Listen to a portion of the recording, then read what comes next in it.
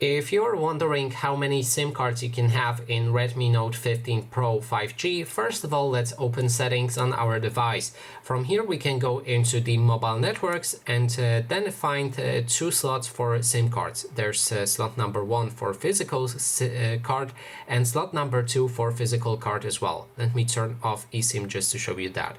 So here's 1, here's 2. You can access the SIM cards on the bottom SIM tray right here. Just open it with needle or something like SIM ejection tool, which comes with this device brand new. And now second part is eSIM.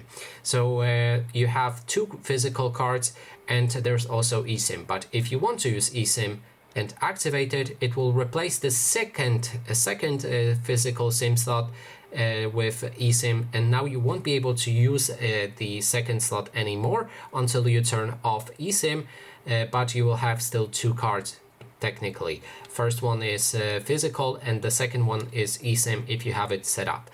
And that is basically everything. Thanks so much for watching, and if you like this video, please consider subscribing.